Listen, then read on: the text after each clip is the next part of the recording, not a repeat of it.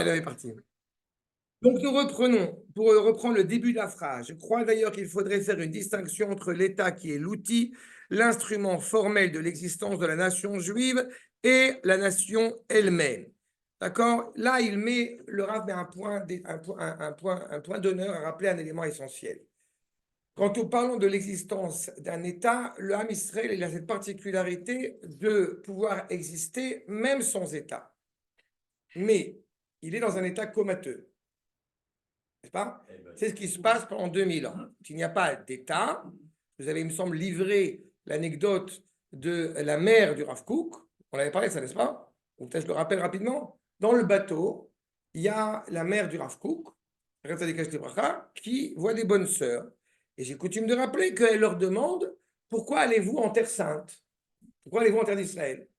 Et la réponse des bonnes sœurs, c'est de dire parce que notre Dieu est enterré là-bas. Et toi, pourquoi tu y vas? Réponse de la Rabbi Kook, parce que mon Dieu est vivant là-bas, mon Dieu vit là-bas. C'est que pendant 2000 ans, nous avons affaire à une réalité absolument sordide, où le peuple juif, malheureusement, n'est pas là où il devrait être. Il est en exil de Shekhinah, en exil de cette présence d'Akadosh Baruch Hu. Donc, il est clair que si pour toute civilisation, un État est un instrument formel, une administration, une infrastructure, il n'empêche que pendant 2000 ans, le peuple juif est un peuple qui n'est pas à sa place. Et donc, maintenant, depuis, c'est ce qu'il nous dit, ce qui s'est produit avec le sionisme, c'est beaucoup plus que la refondation d'un État juif. C'est la reconstitution de la nation hébraïque à partir des communautés dispersées. Nous avons dans l'exil perse notamment une phrase, un verset qui est bien connu. Nous étions, nous dit Aman et Marché un peuple séparé et divisé. Yeshno Amechad Mefuzar ou Meforad. Quand on est en dehors des Rêtes Israël, alors nous sommes justement une communauté à la fois séparée parce qu'on est loin de notre identité, et en plus divisée en interne. C'est comme il y a une anecdote malheureusement qui est bien connue sur, je crois qu'il y en a un qui est décédé d'ailleurs, ça y est, mais à l'époque, il y avait à l'époque de Bin Laden, ils avaient été voir, il y avait une communauté juive en Afghanistan. Enfin une communauté, excusez-moi. Il y avait une synagogue. Et dans cette synagogue, c'est à l'époque de Hanouka, je me rappelle, il y avait deux juifs. Et ces deux juifs, des bons juifs, qui se disputaient, mais c'est-à-dire qu'il y avait une histoire apparemment qu'eux-mêmes ne savaient même plus pourquoi ils étaient en colère l'un envers l'autre, mais ils ne s'adressaient pas la parole. Donc jusque-là, tout va bien. Arrive Hanouka, il y en a un qui allume la Hanoukia d'un côté, et l'autre qui allume la Hanoukia de l'autre côté. Vous voyez, on est en plein de séparés et divisés. La fameuse plaisanterie qui dit, sur une île déserte, qu'est-ce qu'a fait un juif? Il a construit deux synagogues. Celle-là, il va prier. Celle-là, même pas en rêve, il y met les pieds. Voilà, on connaît c'est ça, de communautés dispersées. Aussi étrange ça puisse apparaître, quand vous avez une personnalité comme Herzl, il arrive, de manière assez insolite, à rassembler tout le peuple juif à Bâle, pardon, en 1895, les Mianam, il a réussi à toutes les franges. Il faut quand même être conscient que pendant 2000 ans, vous avez des juifs qui viennent en Israël, et en l'occurrence des juifs d'obédience, on va dire, chassidique, et des juifs d'obédience lituanienne, et ils se font la guerre mutuellement. D'un côté comme de l'autre. D'accord? Donc on a un problème. Mais tant qu'on retrouve notre état, on retrouve automatiquement notre authenticité. C'est ce que beaucoup de juifs ont ressenti et qui explique à la fois l'adhésion au sionisme de la majorité du peuple juif et la manière spécifique dont les nations du monde sont en relation positivement ou négativement, l'outil dont tu évoquais tout à l'heure, avec l'État d'Israël. C'est un fait. C'est quand même assez impressionnant que quand nous parlons d'Israël, ça ne laisse jamais personne indifférent. D'accord? On a des écrits universitaires sur, je ne sais pas, sur la culture tribale africaine, il y en a au moins un qui a écrit un doctorat là-dessus, puis sur la culture hindouiste, et vous avez en parallèle 15 milliards de livres sur le juif, comment être juif, qu'est-ce que ça veut dire être juif, là, voilà. Pas? Ils se sont indirectement concernés de toute façon. Pardon? Nous sommes l'origine. Bien sûr. Ils se sont concernés. Bien sûr. Puis n'oubliez pas que vous avez aussi là-dessus des thèses soi-disant universitaires, soi-disant, comment dirais-je, totalement désintéressées, de Jean-Christophe Aboutboul, qui a écrit une thèse sur la communauté juive algérienne assimilée de l'avant-guerre. On sent qu'il a un problème psychologique, mais il a fait son dévolu sur sa thèse. On a cela aussi. Tu vois? J'ai entendu Onfray, il y a quelques semaines de ça, qui rappelle à quel point, à Jérusalem là-bas, à quel point la réflexion de Sartre, ce bouquin bien connu de Sartre, est profondément antisémite. J'étais heureux d'entendre quelqu'un de cette envergure intellectuelle qui le dit, qui tape du poing sur la table. Pardon? Oui, en plus, oui. Mais j'aimerais qu'ils ne soient pas juifs, parce que ça me fait plaisir. Ça me fait plaisir quand il y a un goy qui est sympathique. Ça me donne de l'espoir sur l'avenir. C'est un fait. Personne ne juge l'État d'Israël, voilà, de la même manière que les autres États. Parce qu'il y a là une nation très particulière, une nation qu'on est absolument incapable de juger de la même manière que les autres. Comprenez que ce n'est pas seulement une question d'origine historique, le creuset, le bassin de l'humanité. Non, d'abord, ça c'est aussi, c'est à l'heure. Mais en réalité, c'est surtout parce que Am Israël, le peuple juif, pas seulement à travers la Torah, c'est vrai d'autant plus par rapport à la Torah, mais le peuple juif a apporté à l'humanité une réflexion sur le sens authentique du bien et du mal. Et donc, automatiquement, ça les engage, ça les booste, ça les provoque. Tant que nous ne sommes pas reconnus, c'est ce que j'avais soulevé dans un des premiers cours, tant que nous ne reconnaissons pas, encore une fois, la valeur de chaque culture et que nous leur donnons, j'ai envie de dire, une signature, eh bien, cette culture ne se sent pas totalement, encore une fois, sur un piédestal, ne se sent pas acquérée, elle ne se sent pas acceptée. Nous allons rentrer dans Hanouka, il ne faut jamais oublier que la problématique de la Grèce, ça a été d'abord et avant tout de se croire, pour nous, de nous croire avoir une relation privilégiée, prédéterminée à l'égard de la Torah. Disons dans notre liturgie, comme j'ai coutume de l'expliquer, l'Eshakecham mi Toratecha. Dans le Sidour pour les Sfaradim, et c'est ainsi que c'est le sens originel, c'est-à-dire l'Eshakecham mi Toratecha, de vouloir pas seulement couper le lien entre Israël et la Torah, mais aussi et surtout de couper le lien entre la Torah et Israël. La Torah est un livre tellement extraordinaire qu'on va le mettre juste entre Harry Potter et République de Platon. J'avais un camarade de classe, je rappelle souvent cette anecdote, j'avais un camarade de classe au lycée qui m'a dit « Ah, la Bible existe aussi en hébreu. » Grande nouvelle. Il s'avère que la Bible existe aussi en hébreu. Impressionnant. Elle a été traduite en hébreu. Et quand j'avais parlé, je me rappellerai toujours, quand j'avais parlé au collège de cette histoire, effectivement, donc de cet épisode biblique, et on m'a dit « Mais c'est un mythe, c'est une légende. » Alors je me suis regardé, j'ai dit « Ah, je suis une légende, c'est bien. » Voilà, c'est exactement ça. On est une légende pour l'humanité. Il n'y a rien de rationnel, il n'y a rien de cohérent avec cette réalité-là. Donc, on ne peut pas juger cette nation de la même manière qu'on va juger une autre nation. Et pourtant, on ne fait rien de mal. On fait progresser les pays. On donne. C'est ça le problème. C'est ça le problème. Et on ne jalouse. C'est ça le problème. Vous mettez le cœur sur le problème. Le monde est mortifère, le monde passe son temps à savoir quand est-ce qu'on va mourir, quand est-ce que le monde va exploser, quand est-ce que la civilisation va tomber, et vous avez une nation qui est condamnée à être optimiste. Mais condamnée à être optimiste. Nous sommes rattachés à cette idée, encore une fois, de l'élan vital constant. Nous pensons en termes élogieux à l'égard, je ne dis pas ça parce que vous êtes une femme, mais nous pensons en termes élogieux à l'égard de la femme quand le monde entier est méprisant à la fois du côté occidental ou du côté oriental à l'égard de la femme. Nous pensons à la valeur morale de tuer ou de condamner même quelqu'un qui doit être condamné et de savoir l'enterrer dignement alors que c'est une personne qui est absolument abjecte.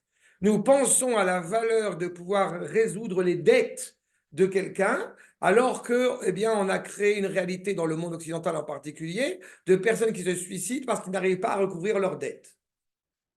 Je peux donner des centaines de milliers d'exemples qui montrent bien à quel point la dimension intrinsèque du peuple juif est rattachée au bien, est rattachée à la morale. Et donc, automatiquement, nous avons confiance, par le même coup, dans la réparation du monde. Et pas de manière purement ésotérique, pas seulement de manière purement mystique. Malheureusement, vous avez certains juifs qui sont très influencés par la culture chrétienne en pensant que le Messie va arriver sur un âne blanc et il va tous nous sauver. C'est très sympathique, mais ce n'est pas de chez nous.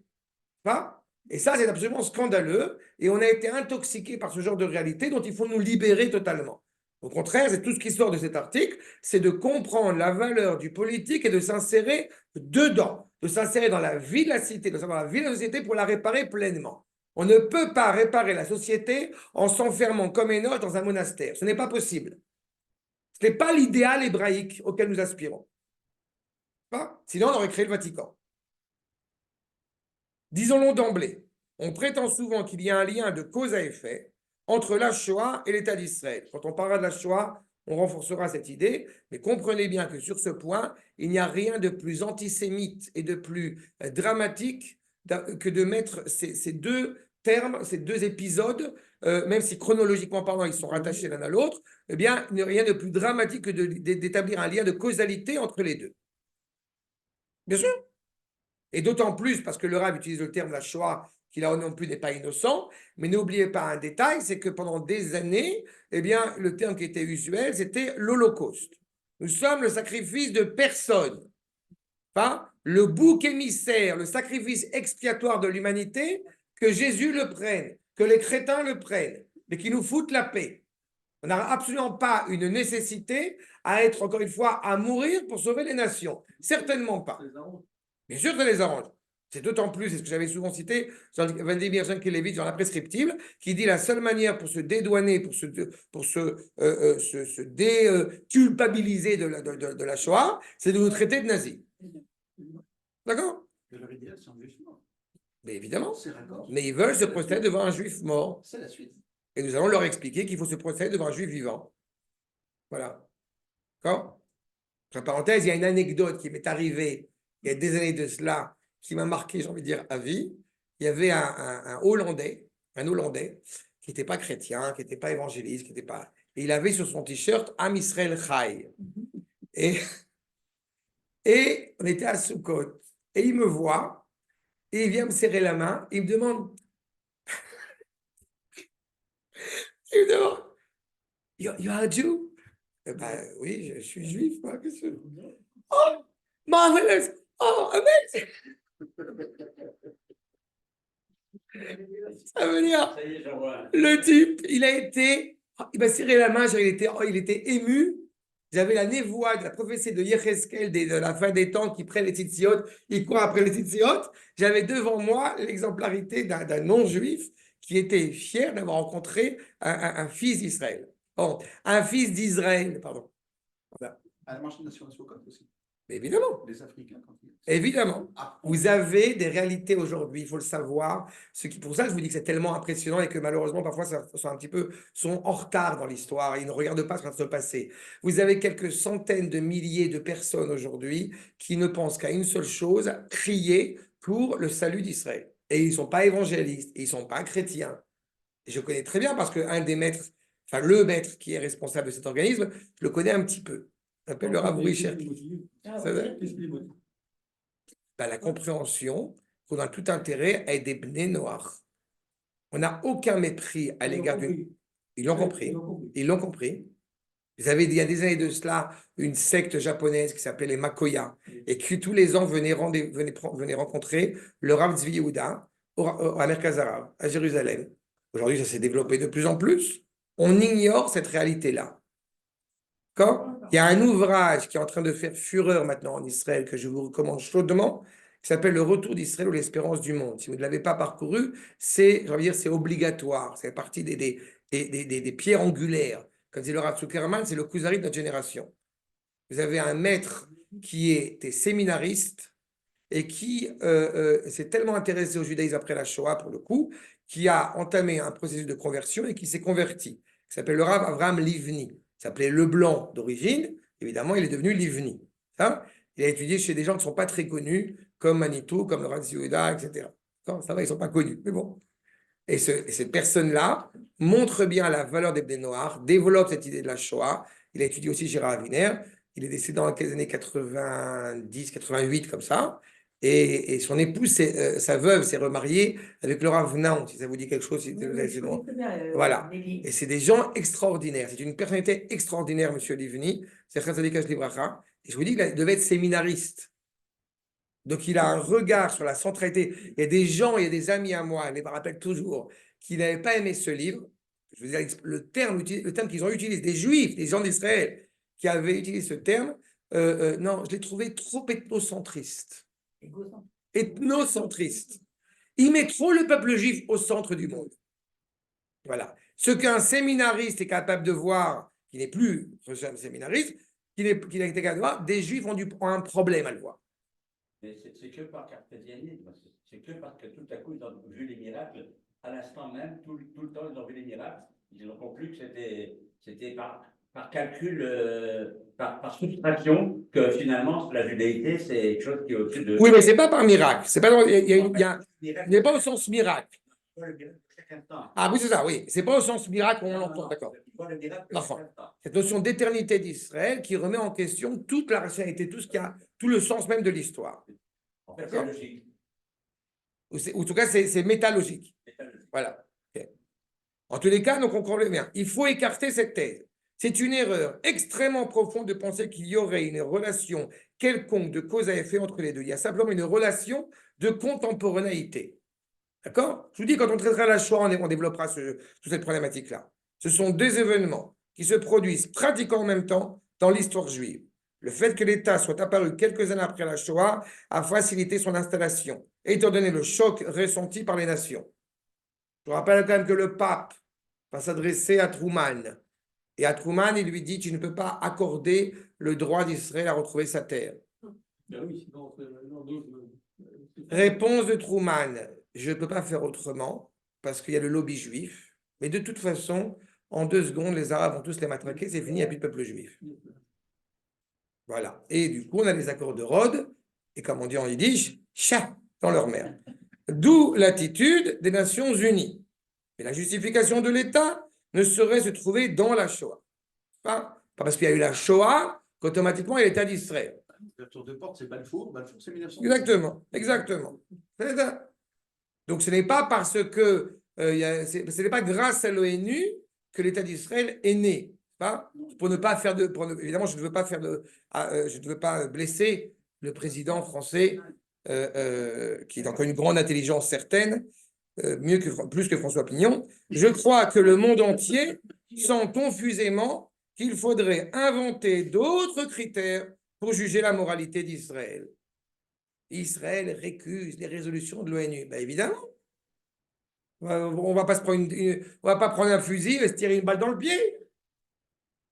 À l'échelle individuelle, pour juger l'Israélien dans ses actes, il ne faut pas bien sûr des critères différents, car un code peut arriver à faire coïncider moralité et légalité. C'est quand il y avait un Premier ministre qui avait dit à une époque, quand il y aura la première prostituée en Israël, ça voudrait dire qu'on sera un pays comme tout le monde. C'est une absurdité monumentale.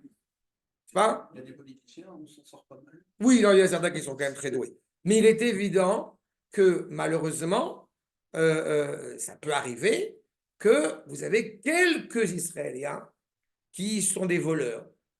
Ça arrive, c'est rare, mais ça arrive. D'accord? On a même des Israéliens malhonnêtes, on a même des politiciens véreux. D'accord? Non, ça n'existe pas, c'est une théorie. D'accord?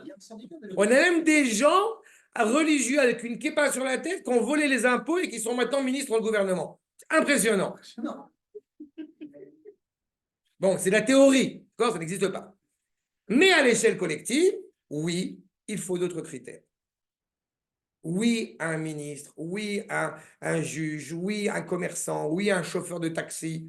Combien de fois il m'est arrivé d'entendre des chauffeurs de taxi qui se plaignent du comportement de certains ministres, de certains premiers ministres, Il y en avait un qui avait mis des milliers, des billets des billets de dollars, des billets dans des boîtes Medina, dans des boîtes comme ça à manger pour les bébés. Il avait des milliers de. Enfin, il avait fait de la magouille, quoi. D'accord, donc je tairai le nom, évidemment, pour pas dire du mal d'Ehud Olmert. Et le fait est, c'est que les chauffeurs de taxi avaient été scandalisés par un tel truc. Et j'ai dit, mais qu'est-ce qui te scandalise? Mais pourquoi lui, il se reçoit des millions et pas moi? Donc, ton vrai problème, ce n'est pas le problème de la magouille. C'est pourquoi ce n'est pas sur mon compte en banque. Pourquoi tu crois? Voilà. C'est un problème. C'est un problème. À l'échelle collective, là, le sens même de la nation hébraïque est un autre critère. Et en pratique, d'ailleurs, vous verrez souvent que le nombre d'Israéliens, parce que malheureusement, on sait qu'il y en a beaucoup, qui vont déblatérer sur l'État d'Israël, sur la situation dans le peuple juif. On n'en peut plus, il y en a marre, c'est fini. On a fait toute la liste. Ça va pas du tout. Et à la fin, que j'aime beaucoup, c'est Yetov. C'est ça, c'est la catastrophe. Mais bon, il n'y a pas comme Israël. Et il a fait le tour du monde entier. C'est un des pays les plus heureux. Hein. Et statistiquement, il y a une statistique qui a démontré que c'est un des pays les plus heureux qui existent. Okay. Mais on est un peu maso quand même. Voilà. Mais c'est exactement ça. Donc, à l'échelle individuelle, on dit, mais à l'échelle collective, oui, il faut d'autres critères. En pratique, d'ailleurs, il y a une totale disproportion entre la façon dont le monde juge Israël et la façon dont il juge d'autres pays sur les mêmes problèmes. Simplement, parce que l'État d'Israël, oui, ça c'est, voilà. Tout est galvaudé aujourd'hui. Vous savez, il y a la mère de Mori Verabé, la mère de Rav Zini, Rabbi Rachel, ici, qui est mort à qui a plus de 100 ans. Elle est morte à 100 ans.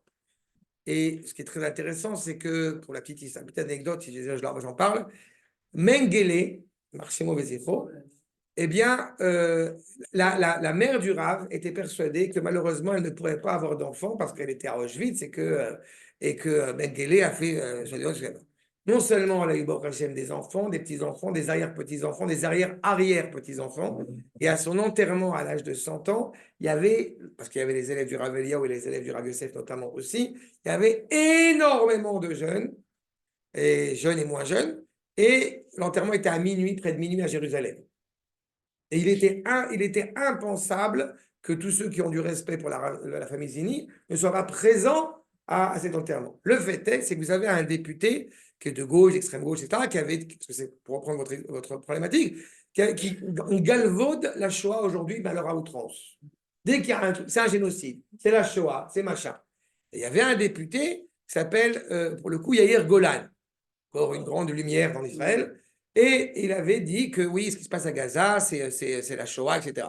Oui, on connaît. Et la mère du Rav, elle lui a écrit une lettre qui a été publiée, ça fait tout le tour des médias en Israël, puisque tu as fait une comparaison entre Gaza et la Shoah, viens me voir, je vais t'expliquer ce que c'est que la Shoah, elle qui l'a vécu, et comme ça, tu vas arrêter de dire des bêtises. D'accord? C'est un peu l'esprit. C'est que les gens, voilà, on n'a pas encore transformé Mahmoud en savon. D'accord? À titre d'exemple. Hein? Juste chaleur et lumière. Oui, tu comprends à quel point c'est totalement bête. Et donc, automatiquement, nous jugeons et nous condamnons. Allah est dans le film. Hein.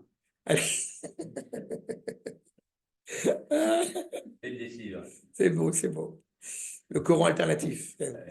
Aval, simplement, parce que l'État d'Israël est l'État du peuple juif. Combien d'encre a été coulée pour savoir si Judenstaat, ça voulait dire l'État juif ou l'État des Juifs?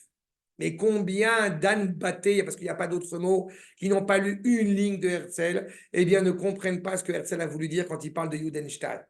Il suffit de lire eh bien, une partie de ses écrits, une partie de son journal, une partie de sa conception de ce que doit représenter l'État d'Israël pour comprendre à quel point, chez Herzl, les choses étaient très claires. Ce n'était pas une terre de refuge, c'était bien plus que ça. C'est où vous allez lire une grande partie du journal d'Herzl, ou alors vous rentrez sur rabbeita.com, Herzl, pouce bleu. Aval. Non, Mechila, c'est faux. D'accord? Pourquoi je ne rentre pas? Parce que c'est vraiment un cours que j'ai donné. J'ai cassé tout ce qui a été dit sur Herzl. C'est avec Sacha qu'on est rentré que j'ai évoqué cela. Tout ce qu'on a dit sur Herzl, en général, quand les gens sont méprisants à l'égard de Herzl, c'est des gens qui n'ont jamais rien lu de Herzl. J'ai la prétention Je n'ai pas lu tout le journal, je vous l'accorde, parce que c'est vraiment des pavés. Mais j'ai lu une partie du journal de Herzl, qui en plus est intime et qui a été publié par la suite. Et évidemment, j'ai lu Alt-Thailand et l'État juif, etc. On voit à quel point c'est un homme extraordinaire. Extraordinaire, et je pèse mes mots. Mais malheureusement, quand on ne sait pas et quand on parle d'eux, voilà. On a le droit apparemment on n'a pas le droit apparemment de dire du Lachon Hara, sauf sur Herzl. Si je me souviens bien, moi j'ai été au Mont Herzl et j'ai vu le musée. Et ils ont dit qu'ils voulaient dans l'Ouganda. le film qui passe lorsqu'on visite, ils voulaient une terre pour Israël. C'est vrai. C'était prévu à l'origine en Éthiopie, en Afrique. En Ouganda, sauf que le discours de Herzl, encore une fois, on lit son discours, il montre bien à quel point, eh bien, il ne voulait pas l'Ouganda. Simplement, il propose l'Ouganda quand il y a un pogrom à Kishinev juste avant, et il espère qu'une seule chose, c'est que les gens vont refuser l'Ouganda. Et quand il a vu que les non-religieux, comme vous pourrez les appeler, ont refusé l'Ouganda, il s'est réjoui en pensant que les religieux refuseraient eux aussi l'Ouganda. Sauf que les religieux ont accepté l'Ouganda. Et les religieux ont accepté l'Ouganda parce que vu le drame de ce qui se produisait, on étudie la Gemara eh bien, à Varsovie, en Autriche ou en Ouganda, ça ne change pas la donne. D'accord? Mais il faut que je l'avais cité, malheureusement. Quand Herzl va voir le Rav Isidore Cohen, qui était le Rav de Paris, pour lui demander de soutenir le projet sioniste, la réponse du Rav en question, c'est malheureusement, et ce n'est pas un reproche sur le Rav, c'est pour ça que je le cite, c'est pour montrer la situation, l'état de fait, l'état d'esprit des Juifs. Le peuple juif est mort. Il ne va rester que son souffle. D'accord? Voilà dans quel esprit on parle. Vous avez un journaliste qui s'appelle Albert Londres, qui a écrit, j'ai oublié le titre, mais le Juif renouvelé. Okay. Le Juif renouvelé. Il est parti se promener dans tous les endroits en Europe de l'Est, en Europe de l'Ouest, en Israël, etc., pour mesurer un peu, en tant que journaliste, de mesurer un peu la vie des Juifs. Une vie de paupérité absolument dramatique. Et il parle aussi de ce qui s'est passé à l'époque d'Herzl et l'enterrement de Herzl, il n'est pas longtemps après, et il montre. Il faut voir comment est-ce que la mort de Herzl a heurté, a blessé tout le monde entier. Du juif, je parle. D'accord? Il est mort à 40 ans et il est mort d'un arrêt cardiaque, en dépit de ce que ça aussi on raconte pour le déprécier, ce qui est absolument absurde. Voilà, je vous dis, j'ai fait un cours juste sur Herzl, les mythes autour de Herzl pour justement casser, j'ai pris tout ce qu'on a dit sur Herzl, je les ai cassés l'un après l'autre. Vous pouvez sur YouTube, ça m'évite. Ce cours, après l'avoir fait 10 fois, je l'ai enregistré sur YouTube parce qu'on n'a pas arrêté là. Mais quand même, il est des trucs, il est fou. Mais quand même, il voulait l'Ouganda. Mais quand même, il était chrétien. Mais comme il était assimilé. Tout, j'ai cassé tout. C'est en tout cas, simplement. Les gens ont fait s'assimiler chez les chrétiens d'Ouganda. Simplement, dans la dernière trouvaille que j'ai entendue il y a quelques années, c'est qu'ils voulaient se convertir à l'islam. Parce que c'est vrai que tous les juifs hongrois, eh bien, fin 19e, début 20e, la première chose qui les animait, c'était de se convertir à l'islam. D'accord? Voilà. Non, mais je vous dis, c'est champion du monde. D'accord? À un moment donné, voilà. On a inventé le radio. Non, champion du monde, je vous dis. Simplement, parce que l'État d'Israël est l'État du peuple juif et que le peuple juif est l'héritier de la civilisation hébraïque. Petit détail qu'à chaque fois il faut avoir en tête. Le peuple juif est l'héritier de la civilisation hébraïque. Il n'y a pas de controverse entre la manière de comprendre l'hébraïsme tel que les chrétiens le pensent. Il y a une seule manière de comprendre l'hébraïsme et ça passe par le judaïsme. La controverse de la chrétienté, elle est vis-à-vis du judaïsme, pas vis-à-vis de l'hébraïsme parce qu'elle ne le peut pas. C'est quand il n'y a plus de prophétie à l'époque du deuxième Beth Amikdash que tout part en vrille. Et Davka, pas tout part en vrille, parce que Baruch Hashem, à l'époque du deuxième Beth Amikdash, ce qui va se développer, c'est la Torah orale. Donc elle prend tout son sens. Moi, j'ai du respect pour Dieu, moi, je me sens juif, mais les rabbins, ils m'énervent. Très bien, quand tu as dit les rabbins, ils m'énervent, ça veut dire je n'ai pas de respect pour Akadosh Baruch Hu. C'est aussi simple que ça. Pourquoi? Parce que Akadosh Baruch Hu a dit dans la Torah Et Hashem Tiraou. C'est quoi Et Hashem Tiraou? Les rabbot, va dire Rashi, les rabbot Talmidei Chachamim. Quand on est dans Parashat Kedoshim, Quand on a du respect, quand on a la crainte révérentielle envers Akadosh Baruch Hu, eh bien, on a du respect pour les Chachamim. Si on n'a pas de respect pour les Rabbanim, c'est la preuve, c'est QFD qu'on n'a pas de respect pour Akadosh Baruch Hu. Donc, tu veux recevoir la Torah, tu veux manger, tu vas acheter de la bonne viande, tu vas chez le boucher, pas chez le boulanger. Le rave, le français qui a dit le peuple juif est mort, c'était un haram? C'est malheureusement, mais on peut faire la liste, hein, vous savez, malheureusement. J'avais cité je vous réponds. C'est un chacham parce qu'on a les chachamim, malheureusement, qu'on mérite. D'accord? Mérite. C'est malheureusement aussi simple que ça. Pourquoi que nous? C'est toujours la fille des Juifs. Écoutez, j'ai déjà dit plein de fois, malheureusement, je suis navré de vous dire comme ça. Les plus grandes stars, j'ai volontairement utilisé ce terme, les plus grandes stars rabbiniques francophones, n'est-ce pas, sont celles pour qui j'ai le plus grand mépris. Je ne peux pas vous dire plus que ça. D'accord? Et ça me peine profondément de vous le dire, parce que je m'adresse à un public francophone, mais on voit bien ce qui se passe. D'accord? La Torah que j'ai reçue de mes maîtres et la Torah que je propose, elle a du mal à passer. Parce qu'on a envie d'une Torah pas francophone. On a envie d'une Torah française. Oui, c'est un peu de culture, en fait, finalement. Vous savez que si Manitou, parce que ça je l'ai entendu d'un de mes amis, le Rav David Mamou, le Rav Manitou, en France, il se faisait jeter de certaines synagogues. C'est pas surprenant. D'accord? À Metz, Donc, si vous comprenez que Manitou se faisait jeter de certaines synagogues, vous comprenez que David Benita, mais alors même pas en rêve, ça veut dire. C'est tout. C'est dramatique. C'est une réalité. C'est ce qu'on voit devant les yeux. Là, tu fais allusion au sport. Ou à Metz, Je sais que tu n'aimes pas dire des mots. Non, je n'ai rien dit. J'ai juste dit qu'il y avait une volonté d'essayer de retrouver une certaine cohérence, une certaine fraternité avec nos amis chrétiens, ce qui est très sympathique peut-être en tant que tel. Sauf que le problème, c'est que celui qui est motivé pour essayer d'enlever les statues avec celle qui a les yeux bandés et celle qui a les yeux ouverts, n'est-ce pas, à Strasbourg et à Paris, eh ben, ce n'est pas le curé, ce n'est pas le cardinal, c'est le rabbin. À un moment donné, ça commence à bien faire à chaque fois de baisser la tête alors qu'on ne comprend pas que c'est nous le cœur. C'est nous qui avons la responsabilité. Malheureusement, c'est une réalité. Tu comprends, il n'a pas le choix, on en exil. Mais excusez-moi, il faut arrêter des bêtises à un moment donné. Le Rav Citruc, vous l'auriez vu rentrer dans Notre-Dame? Mettons les pieds sur table, mettons les choses sur la table. c'était l'exception. Vous savez, C'était l'exception. il y a un moment donné, il faut comprendre les choses. L'État juif a une responsabilité en tant que tel. Et qui ne représente pas uniquement le peuple juif, qui représente, comme on a dit, le cœur, l'essence morale de toute l'humanité. C'est pour ça que ce n'est pas 71 nations, mais 70 plus 1. Et cette 1, eh bien, elle est l'indice de toutes les nations. Pardon? C'est un mal nécessaire. Deux. Que ferait un forgeron s'il n'a pas l'enclume? Je n'ai pas compris la remarque, Berkhila. Par rapport à quoi? C'est un mal nécessaire, c'est un amortisseur. Deux. De la pénétration de la communauté vers notre idéal, pas en force, mais... On est dans la paracha de Vaïchev, je le répète, la dimension de Yosef, c'est-à-dire d'être en Égypte, eh bien, est révolue. C'est terminé. D'accord? Il y a une volonté absolument morbide, je ne crois pas, il n'y a pas d'autre mot, pour essayer de redonner un souffle au judaïsme là où il n'a pas d'autre choix que de mourir. C'est terminé, c'est terminé. Pas les mettre du temps.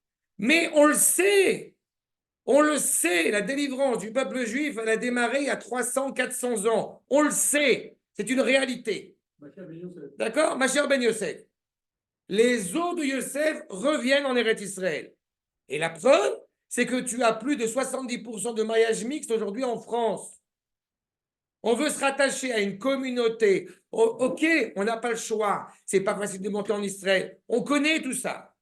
Je ne suis pas méprisant et je ne fais aucun reproche, encore une fois. C'est bien plus facile de monter quand on a 18, 19 ans que quand on en a 50. Personne ne remet ça en cause.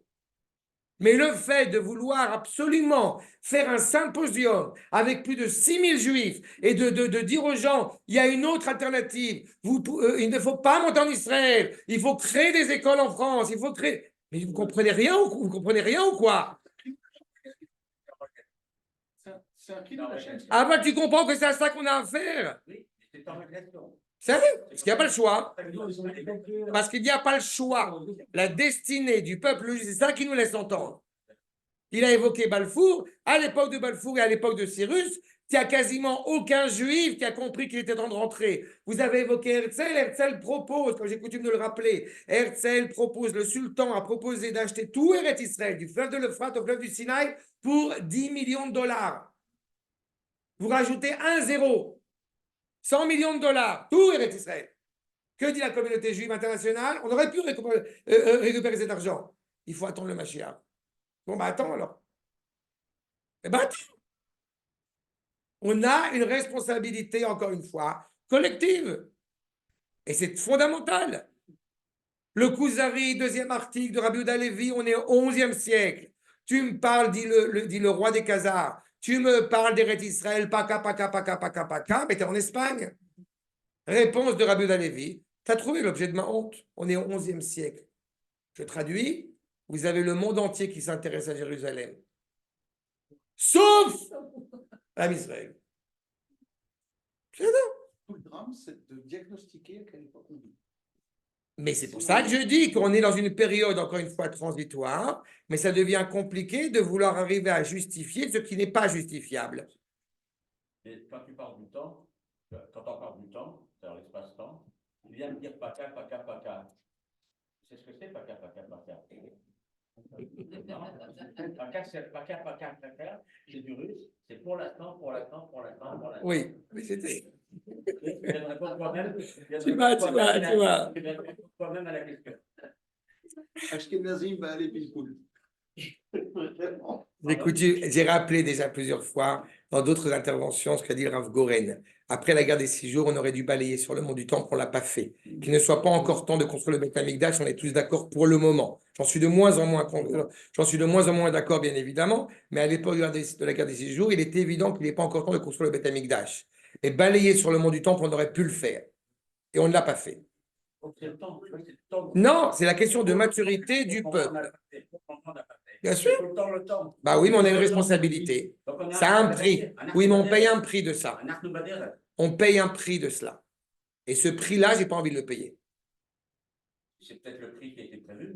J'aime pas prévu. On a une responsabilité. Quand les prophètes viennent dire des choses terribles qui vont s'abattre contre le peuple juif, il n'y a rien de mektoub chez nous. Ça n'existe pas. On a la possibilité d'abroger, d'accord. On a la possibilité d'abroger, c'est ce qu'enseigne le Rambam, tout décret tout décret terrible à l'encontre du peuple juif peut être totalement abrogé. On n'est pas, encore une fois. Pardon? Justement, mais nous, c'est pas ça. Non, ma putain, on est contre ça. On est contre ça. Absolument contre ça. D'accord? Mais Dafka, dans la fin de l'article sur la Shoah, il parle de cette responsabilité du libre arbitre. Ça fera plaisir, on y reviendra. Mais n'acceptez pas un état de fait sur un événement dramatique. A posteriori, évidemment, il y a un processus. Il n'y a rien qui va empêcher. Mais on ne vient pas en se prétendant a priori, semble-t-il, on doit souffrir. Non, c'est faux. Ça, c'est chez les chrétiens. Non, et c'est ce qui sort quand on dit c'est justifié. Non, c'est plus complexe que ça. En tous les cas, comme je l'indique ici, comme Manitou l'indique ici, il y a une responsabilité. D'accord? La première, je reprends le terme, la première civilisation qui est assignée des objectifs éthiques à la cité humaine. Cela étant, l'État d'Israël est-il un État différent des autres sur le plan moral? Je voudrais souligner 5 points qui me paraissent essentiels. Sur l'État de droit, d'un point de vue global, le comportement de l'État en Israël se trouve strictement garanti par ses institutions, surtout par, malheureusement, la Haute Cour de justice. C'est moi qui ai rajouté malheureusement, je ne sais pas écrit. La Haute Cour de justice. Exactement. Et l'importance fondamentale accordée aux tribunaux, même pour juger des actes du Parlement. Pourquoi j'ai dit malheureusement entre parenthèses? Pas parce que je suis contre l'appareil judiciaire, au contraire. Simplement, il se trouve que l'appareil judiciaire en Israël se croit être le Sanhédrin, ce qui ne l'est pas. Et donc, il y a une implication, bien évidemment, dramatique derrière. Ceci rappelle d'ailleurs la période des juges qui sont apparus avant qu'il y ait le gouvernement des rois. En schématisant un peu, Je crois qu'il y a en Israël un parti pris permanent de rechercher la légalité qui soit la plus morale possible. C'est au nom de cette vocation-là, qui n'est pas réellement morale, mais c'est au nom de cette vocation qu'on assiste à des choses absolument absurdes et abjectes. Hein? Il y a un détail qui m'a marqué cette dernière année sur le fait qu'apparemment, il y avait 4 ou 5, au moins 4 ou 5 hôpitaux à Gaza. N'est-ce pas? Donc, comment est-ce que nous expliquons, s'il y a autant d'hôpitaux à Gaza, qu'il y a une nécessité pendant des années de prendre ces Arabes de Gaza par nos amis totalement animés par une miséricorde maladroite et de les amener se faire soigner dans des hôpitaux en Israël. Ce sont 5 hôpitaux. Non, là tu es raciste. Tu imputerais à des Arabes qui sont des médecins dans les hôpitaux à Gaza de ne pas être capables, de ne pas être professionnels. C'est faux, c'est vrai. De quoi qu'ils soient capables? Je pense que malheureusement, il y a un leurre plus grand que celui-ci. Je ne suis pas sûr qu'il y a 5 hôpitaux à Gaza. Ma problématique, elle est plus sournoise que ça. Je ne suis pas certain qu'il y a des hôpitaux qui ne servent que à guérir des malades à Gaza. Oui, oui. Tu m'as entendu, pardon? Des casernes. Oui, oui, des casernes. C'est d'accord. D'accord? Mais n'oubliez pas un détail, c'est que ou les médecins ne sont pas capables parce qu'ils n'ont pas étudié la médecine, ou alors malheureusement, ils ont étudié la médecine chez nous. D'accord? Et donc, on a un problème beaucoup plus grand. En tous les cas, il y a bien sûr beaucoup de cas dans lesquels on ne sait pas définir s'il y a immoralité ou non. Parce que là encore, il importe, quand le peuple juif est revenu chez lui, de s'interroger sur des questions de société diverses qui doivent mener l'État, mais des questions modernes. Mais quand on vient juger Israël sur sa moralité, il ne faut jamais oublier que l'objectif de l'État d'Israël était avant tout de mettre fin à la dispersion des Juifs et de reconstituer l'identité nationale hébraïque. Abotai, le terme qu'utilise Manitou, ce n'est pas un état d'asile. C'est d'abord la possibilité pour le peuple juif de revenir chez lui, de retrouver sa cohérence. J'ai coutume d'expliquer qu'à chaque fois que vous avez un ambassadeur qui arrive en Israël, à son grand mérite, pour le coup, jusqu'à Donald Trump, à chaque fois que vous avez, il y a quelques années de cela, à chaque fois qu'il y a une autorité, un ambassadeur qui arrive en Israël, le premier endroit où on l'amène, c'est à Yad Vashem. Et en dernier, à la fin de son séjour, s'il y a du temps, il va à la Knesset ou au côté. N'est-ce pas? Et vous comprenez qu'on vient en disant à l'ambassadeur, tu comprends, nous sommes ici parce que nous avons vécu à Auschwitz. Ben, c'est ce qu'on appelle se tirer une balle dans le pied. Alors que si on comprend que nous sommes ici d'abord et avant tout parce que nous sommes revenus chez nous, n'est-ce pas? Et quelle que soit la responsabilité des nations dans cette cruauté qu'ils ont eu à notre égard, eh bien, ça change la donne. Ça change le regard qu'on a sur les choses. On va d'abord au côté, ou voire même plus derrière. Bah, pour un ambassadeur goy, c'est un peu plus compliqué, mais on a compris l'idée. On connaît un qui a un train à prendre. Je sais. Ça, on a bientôt fini. L'État d'Israël a accepté de façon loyale d'être un État de droit. La signature ou la parole de l'État est scrupuleusement observée, et ce qui n'est pas le cas pour les autres États de la région. Je ne pense pas qu'on a besoin d'élargir sur ce point, n'est-ce pas? La preuve en est là. Sur les Arabes israéliens, je crois personnellement que ça a été une grave erreur d'imposer aux Arabes de rester dans le pays, la citoyenneté israélienne. Vous demandez à un Arabe israélien, a priori, d'être prêt à aller contre ses frères. Pas? Il y a une contradiction en interne. Tu n'as pas entendu, pardon? Oui, mais le fond n'est pas là. On impose ça de manière générale, de manière globale, alors que l'État d'Israël, même avec Ben Gurion, l'État d'Israël n'a jamais prétendu que tout le monde était israélien. L'État d'Israël, fondé, si on peut dire, par Ben Gurion, était l'idée qu'il y a un État juif, pour les Juifs, qui tolère, qui accepte, qui respecte ses voisins en bonne intelligence. Mais jamais, au grand jamais, on va demander. Ou alors, on a un problème. Si on parle d'égalité en droit, alors on parle aussi d'égalité en devoir. Et donc, on attendrait, pour le coup d'un Arabe, d'être prêt à se battre pour sauver le peuple juif. Ce n'est pas cohérent.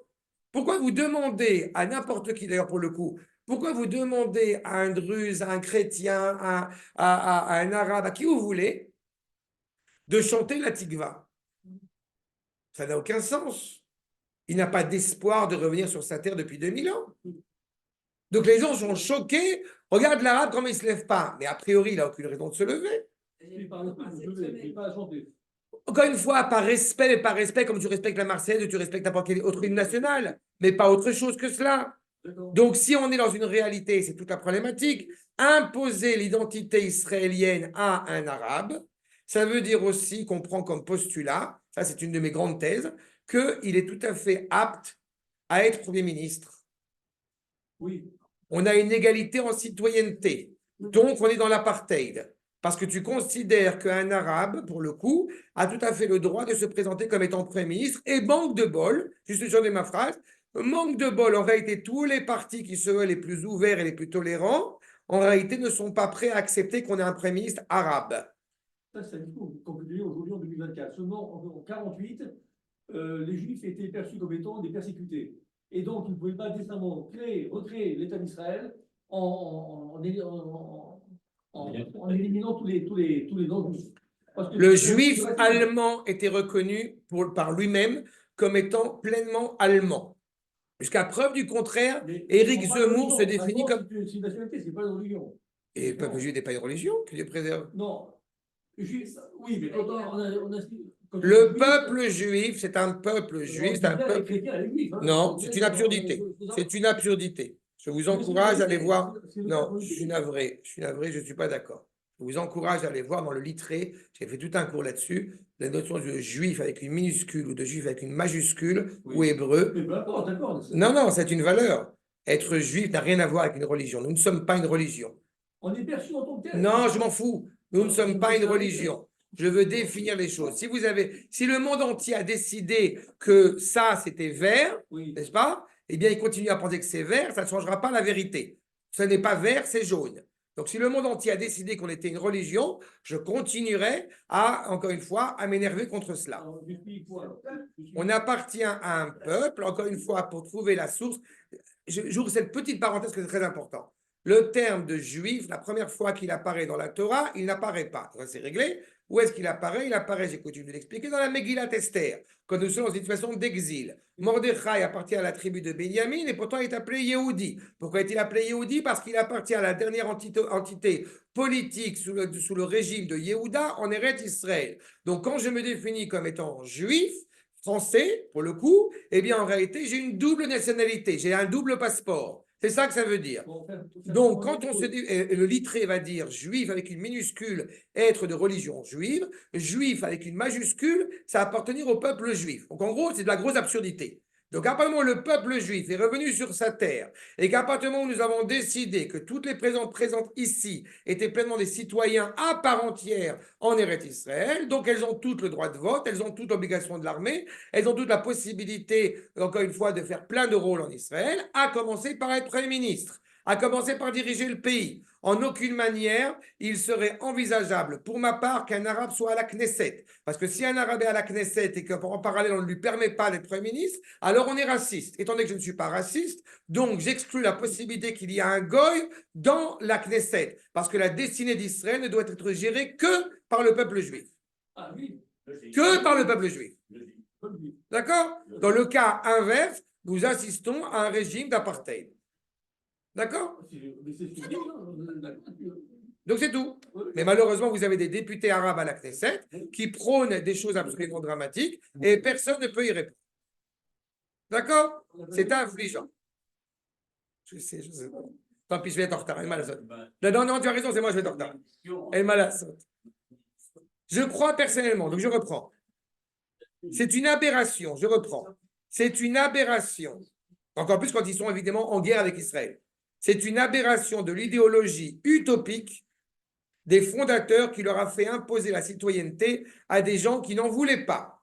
Ceux-ci auraient très bien pu être des citoyens d'un autre pays arabe résidant en Israël. Du point de vue de la Torah, ce statut est pensable, ce qu'on appelle le guerre Tosham, le Ben Noach. Et en termes politiques modernes, cela signifie qu'ils ont les droits municipaux, mais pas, vous voyez, il dit lui-même, mais pas le droit de constituer une entité nationale au sein de la nation israélienne. Nous devons bien évidemment nous soucier de ces populations, de ces minorités. Nous devons nous soucier de leur donner toutes les infrastructures nécessaires. Électricité, eau, école, Internet, tout ce qui a besoin. Mais en aucune manière à l'échelle de la nation. Vous allez demander, ce qui a été le cas malheureusement, ce qui est un scandale, vous allez demander à Ahmed Tibi, est-ce que tu penses qu'il faut donner le Gush Katif ou il ne faut pas donner le Gush Katif? Mais vous vous rendez compte de l'absurdité du propos. Il n'aurait pas dû avoir le droit de voter pour la Knesset, mais pour une assemblée qui serait la leur. Voilà, c'est clair, il n'y a pas plus limpide que ça. Mais les Druzes, pour le coup, justement, d'abord il faut l'amener. Même au-delà de cela, ils n'ont pas dans l'épine dorsale de la tradition druze, il n'y a pas de réclamation nationale. Oui, mais en tant que nation. Donc ils vont être fidèles à la nation dans laquelle ils sont, encore une fois, ils résident.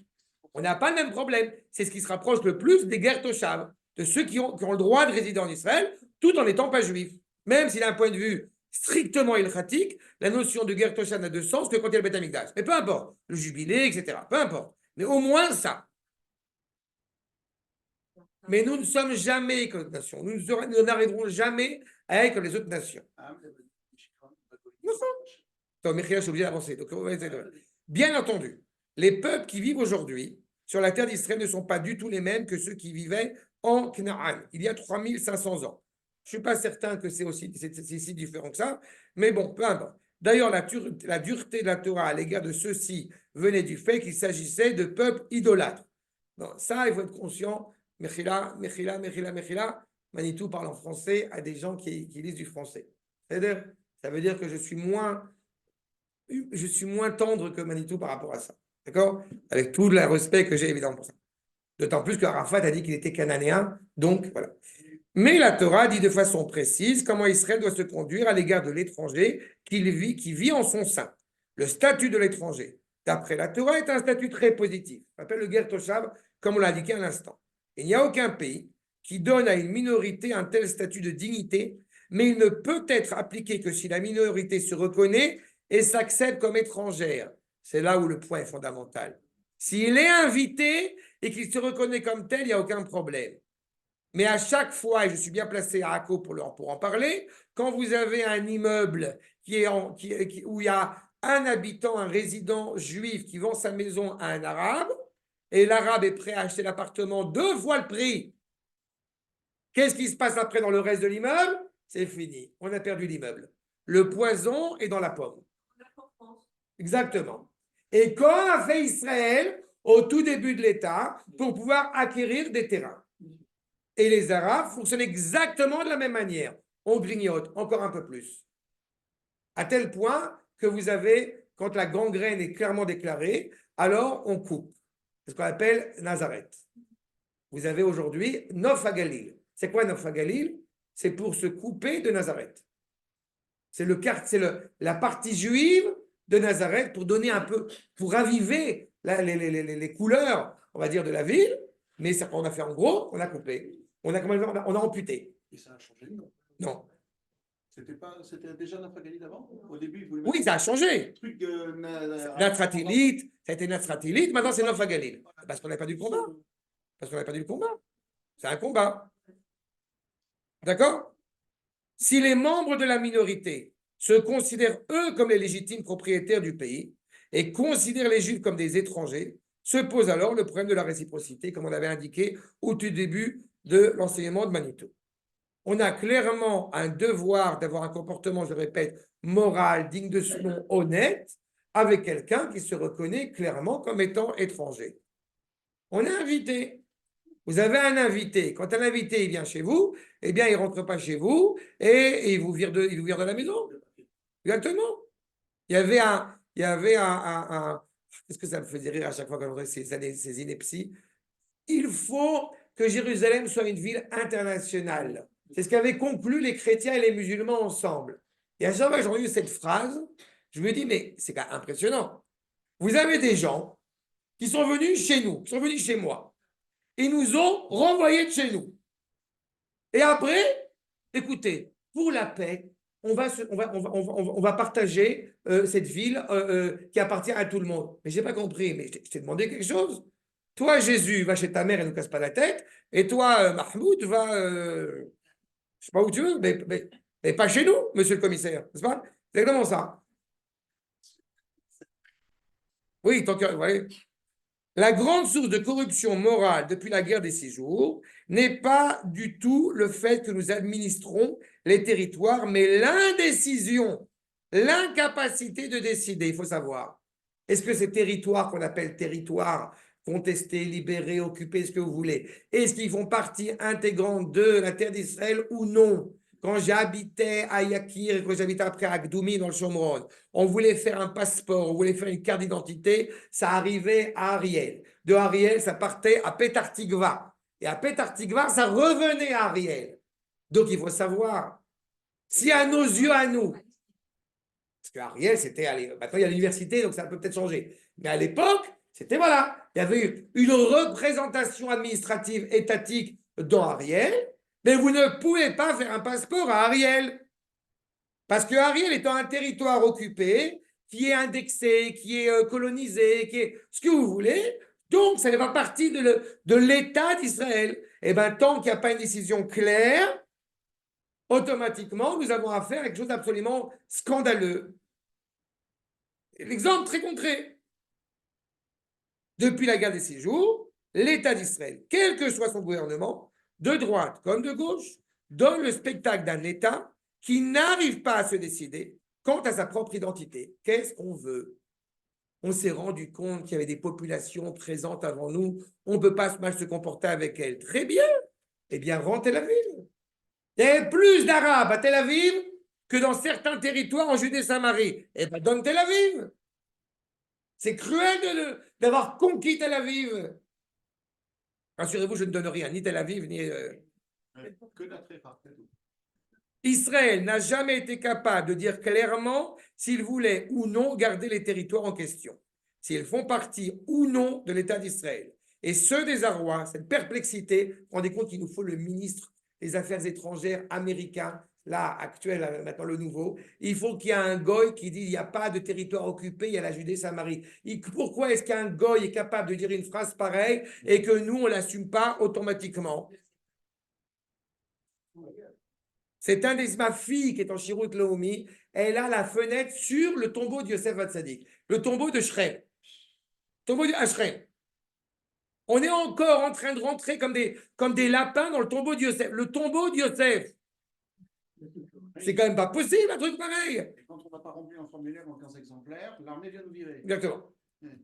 Et vous avez les Arabes dans le Gush Katif à l'époque qui vous expliquent, parce qu'il y a des vieilles maisons à Gaza, et il y a un trou à la place de la mezouza. Et en fait, il s'avère, enfin, selon les musulmans, que évidemment, je ne doute pas de leur sincérité, qu'en fait, c'est une coutume islamique ancestrale d'avoir un trou à côté du fronton de leur porte. Vous voyez la grandeur? D'accord? C'est impressionnant, c'est impressionnant. C'est comme j'ai entendu en vrai qui a dit, parce qu'apparemment, ils ont trouvé une relique, du prépuce de Jésus. Et il a rajouté, voilà, et monsieur mon frère a dit, enfin, un des prépuces, parce qu'apparemment, il y a beaucoup de... C'est exceptionnel. Il croit au Père Noël. Cette indécision est la source d'un problème très grave. Il est frappant de voir, et c'est vrai d'ailleurs depuis le temps de la sortie d'Égypte, que chaque fois que ce problème est posé, le peuple se divise en deux parties pratiquement égales. L'exemple même étant les dernières élections à la Knesset. Là où je suis plus optimiste, à l'époque où il a écrit, à Botaï, c'est que vous avez, quand même, il ne faut pas l'oublier, 64 mandats, 64% qui ont voté pour la droite en Israël. Et face à ces 64 mandats, vous avez 46% qui ont voté pour la gauche. Non, il y a 56, c'est ça, il y a 56, mais tu enlèves les 10%. C'est pour ça, je les ai enlevés parce que je ne les compte pas évidemment, que les 10% d'Arabes, évidemment, qui ont voté pour la gauche. Donc, ça ne nous intéresse pas. Donc, vous avez 64, 46%. On n'est pas dans un conflit, dans un ballottage. Non, non, non, non. Il y a une majorité claire. Le peuple juif, bon gré, mal gré, avance. Parce qu'encore une fois, cette identité, elle est se révèle de plus en plus. Et d'autant plus depuis Be'eri, Erez et compagnie, ça a encore fait encore plus de balagan. La moitié du peuple a une option et l'autre moitié, l'option contraire. Et on peut dire que dans les deux camps existe une véritable sincérité, chacun pensant que l'autre mène le pays à la catastrophe. Combien de fois on l'entend, cette problématique-là. L'indécision, le fait de ne pouvoir dire au monde c'est à nous ou c'est à eux, peut mener à une grande corruption morale. Ne croyez pas qu'en enfermant de nouveau les Arabes à Gaza dans une poudrière, eh bien, on va régler le problème. Il n'y a pas d'autre solution. On a rajouté quelques Kurdes et quelques. Il y a deux solutions pour Gaza, que tu comprends bien que c'est très clair. C'est où on les renvoie. Les Druzes et les Kurdes. Mais d'abord, c'est la partie des Rêtes Israël, donc la question ne se pose même pas à ce niveau-là. Mais où on les renvoie, où on les massacre. Mais l'option de dire on va les encadrer dans un grand camp, dans une grande, truc naturel, parc naturel, ça n'a aucun intérêt. D'accord? Non, mais vraiment, je le dis, et vraiment pour le coup, avec aucune cruauté, aucune animosité de ma part. Ça coûte énormément d'argent, et ça coûtera encore de l'argent. Et en plus de ça, ça nous met en danger parce que c'est une poudrière qui ne fait que continuer à se développer. Que Gaza appartient légitimement à Israël. Selon quoi? Gaza. Selon la Torah, Selon la- Yitzhak Avinu est né à Gaza. J'ai un cours, je suis désolé de faire de la pub. Il y a un cours sur mon site. Rentrons à la maison, rentrons à Gaza. Yitzhak Avinu est né à Gaza. Et Yitzhak Avinu n'a jamais mis les pieds en dehors d'Eretz Israël. Donc, c'est QFD. C'est pour ça. Mais les Kurdes et les Druzes là-bas, ils viennent tout s'arranger. Ah oui, j'ai compris maintenant. Ça. Mais il faut que nous l'assumions sans faire de ça. C'est ça le truc. Bref, pour moi, le pire exemple est la conduite absolument immorale et scandaleuse de tous les gouvernements israéliens vis-à-vis de ceux que l'on appelle les collaborateurs arabes de l'État d'Israël. Voyez les peu, ce qu'il y a. Ceux-ci ont été mis en danger. Par exemple, après la campagne du Sinaï en 1956, où on a laissé croire aux habitants de la bande de Gaza que ce territoire serait un jour annexé, lorsque finalement ce territoire est redevenu égyptien. Une partie de la population arabe a trinqué parce qu'elle avait été abandonnée par Israël. Aujourd'hui, c'est ce qui risque de se passer avec les Druzes du Golan si le Golan est restitué à la Syrie. Regardez à quelle année il parle. Regardez comment est-ce qu'Akadosh Baruch Hu, à quel point c'est bouleversant. Il y a eu là une immoralité qui découle de l'incapacité de décision. On assume ou on n'assume pas. On met un drapeau d'Israël sur le Hermon syrien. Pas shoot.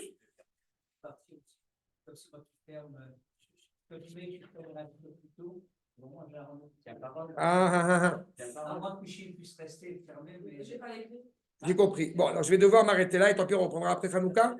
C'est ça? Écoutez, nous nous arrêtons là. Je vais juste terminer. Alors, je termine là. Voilà, je termine juste sur ce point. On a compris cette problématique-là. Et Bezrat Hashem, nous reprendrons après Hanouka.